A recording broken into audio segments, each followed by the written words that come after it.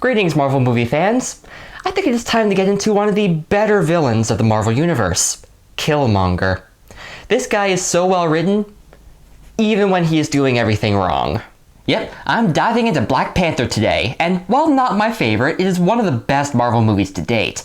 Though that doesn't mean there isn't stuff worth talking about. The villain of our piece, Killmonger, is what I can describe as a fanatical revolutionary. He has seen and experienced the hardships that black people face, being tolerant at best or actively hostile at worst. I'm sure most of you already know this. And him being Wakandan gives him the thought of, yeah, their situation can be better. They can be a major force in the world. So, Angry Man joins the army and gets the skills of a Black Ops agent.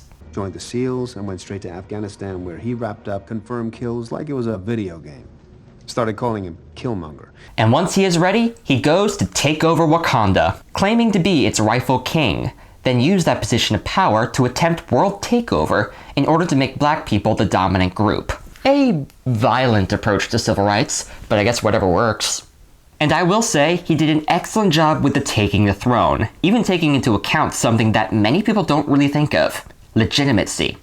And I'm not talking about legitimacy in terms of lines of succession or bastard children or any of that bullshit. I am talking reasons why people would listen to him. Rulership, and authority in general, is backed up by concrete things, usually money or military strength.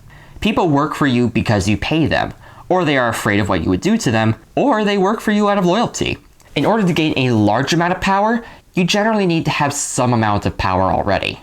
Say if Killmonger were to try taking over without setting up a power base, it would be really easy to ignore him and just toss him in a jail cell. To this end, our buddy has gone ahead and killed off Claw, a well-known high-profile criminal to the Wakandans, and brought his body to the guy most motivated to getting Claw.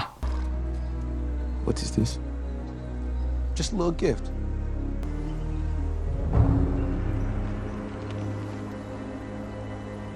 This, along with his parentage, earns him the loyalty of one of the great tribes of Wakanda. With that tribe following him, the other groups of Wakanda can't simply ignore Killmonger without potentially alienating tribe Blue Cloak, which gives our boy a larger soapbox to stand upon. And finally, he takes power through use of Wakanda's own traditions. He doesn't just run in and snatch the crown for himself, he goes the traditional route.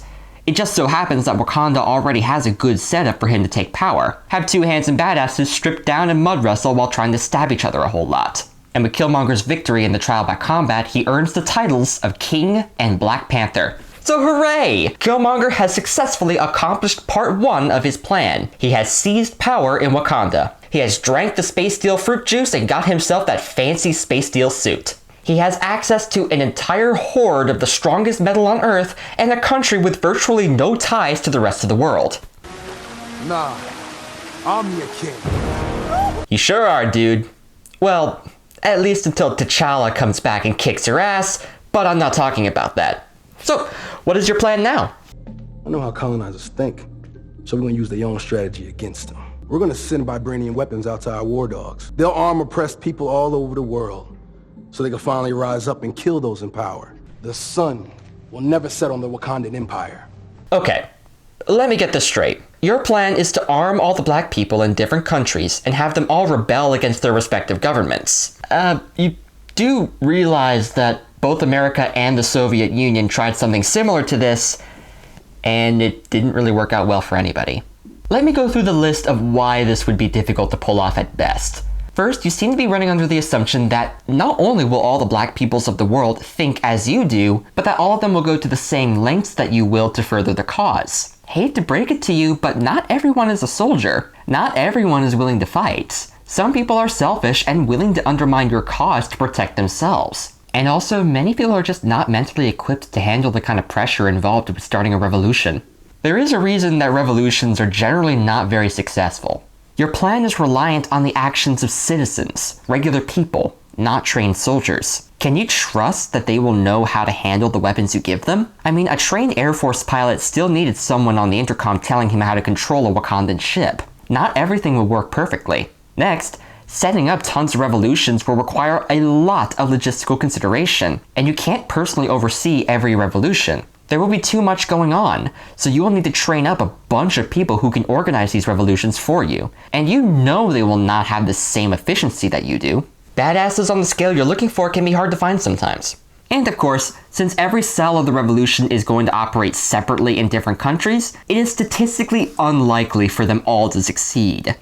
Some of them will fail, and as soon as one first world country figures out what's going on, the entire world will be aware of it and be able to move against you. And with the failure of some of these cells, that also means that those countries will get access to the weapons that you sent them. And even if they couldn't reverse engineer the weapons in order to reproduce them, they would still provide them with that wonderful space steel. So you get much less chance of success with every coup, and you give the countries the chance of getting excellent weapons and armor to fight against you. So that plan is pretty risky at best. And yet, I think Killmonger had a better option available to him.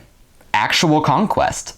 Wakanda has a ton of resources that are unavailable to other nations, and as a result of its technological superiority, powerful warrior culture, and well-developed spy network, this is one of the few cases where I can actually believe that this country is capable of taking over the world through warfare.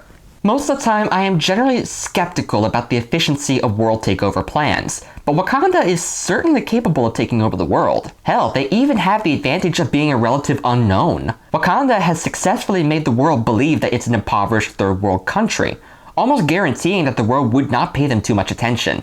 At the risk of sounding ignorant, I will be brutally honest. I don't think first world countries are generally paying attention to Africa. Again, I might be way off the mark, but if they are quiet about it, I can imagine that Wakanda could take over most of Africa before the rest of the world would even notice. America, Europe, and Asia have a tendency to be very self-centered when it comes to what they pay attention to. Unless they think a third world country has something that is worth paying attention to, they generally won't care enough to keep an eye on things. And once Wakanda has control over most of Africa, I imagine it would be really hard for other countries to fight back. And from there, Wakanda can slowly, one by one, take over the opposing countries. Now, does this plan have problems? Oh, of course it does. Once actual combat happens, who knows what unexpected things can occur, and it certainly would take a lot longer to pull this off than the revolution's plan. However, considering the strengths of the nation and the opposition they would face, I do think conquest is the better option. So why did Killmonger not go on that route? Well, the thing is, it probably did not occur to him. Remember, he was trained as a Black Ops agent, not as a general. They will drop off the grid so they can commit assassinations and take down governments.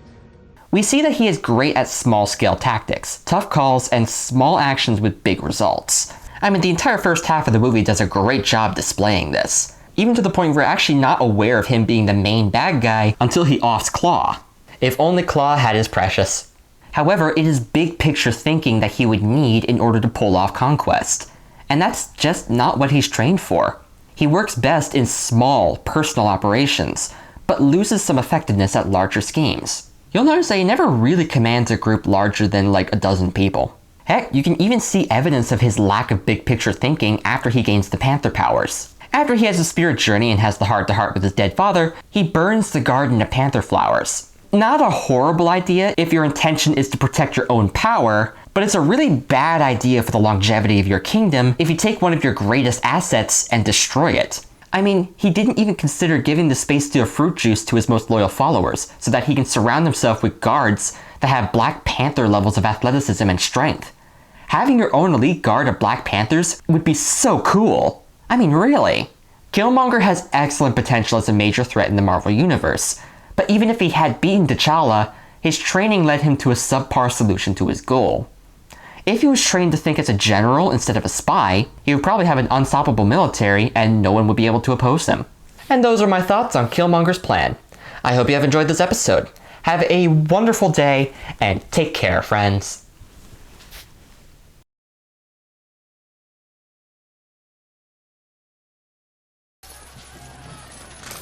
I made it.